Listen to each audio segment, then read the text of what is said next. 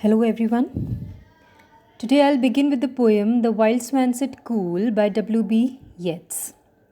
Now, before beginning with the text and explanation of the poem, I would like to introduce W.B. Yeats to you.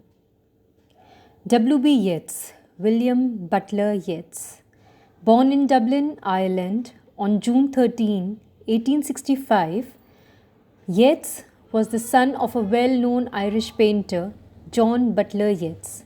He spent his childhood in County Sligo, where his parents were raised, and in London. He returned to Dublin at the age of 15 to continue his education and study painting, but quickly discovered he preferred poetry.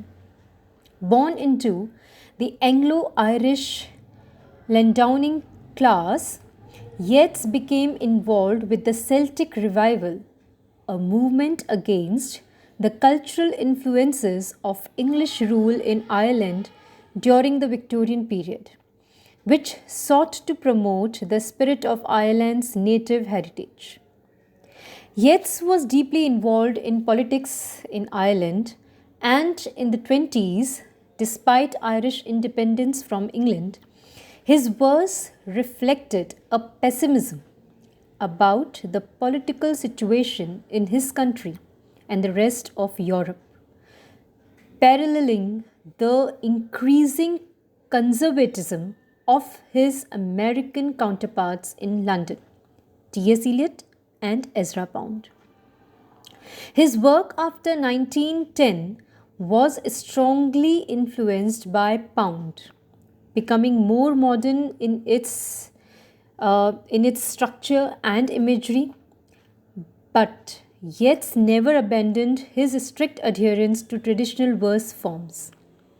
He had a lifelong interest in mysticism and the occult, which was off-putting to some readers, but he remained uninhibited in advancing his idiosyncratic philosophy, and his poetry continued to grow stronger as he grew older.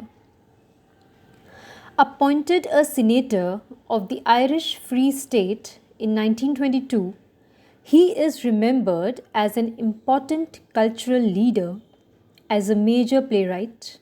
He was one of the founders of the famous Abbey Theatre in Dublin, and as one of the very greatest poets in any language of the century. W.B. Yeats was awarded the Nobel Prize in 1923, and he died in 1939 at the age of 73. Now, coming to his poem, The Wild Swans at Cool. Before beginning with the explanation, I would like to give you a brief introduction to the poem. This poem was incorporated in the volume of the poems entitled The Wild Swans at Cool, which came out in 1919. It was his first book of poems since the outbreak of the First World War in 1914. It shows how Yeats was not an English poet, for he remained unaffected by the violence of the Great War, although the violence of the Irish Rebellion of 1916 had affected him a lot.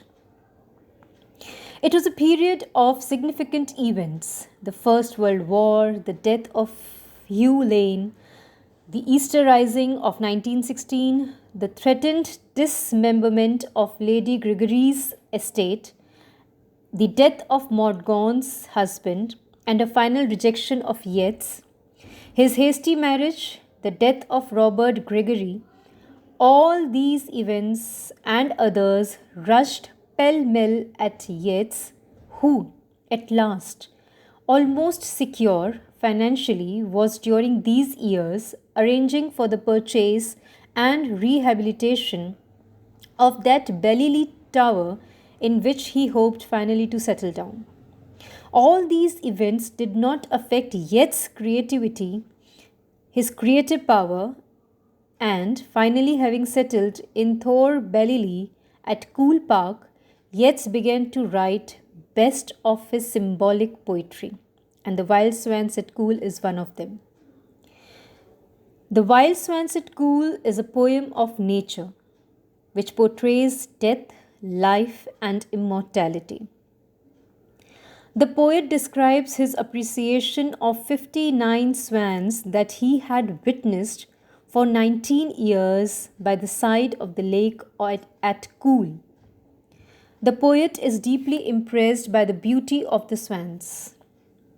But every day the number of the swans dwindles till one day the poet is grieved to find that all the swans have left the pool and have flown away to some other place to provide delight to other men's eyes. Their disappearance produces a feeling of pain in the heart of the poet. That's all for the introduction of W.B. Yeats and the poem The Wild Swans at Cool. In the next video, I'll begin with the explanation of the poem. Thank you.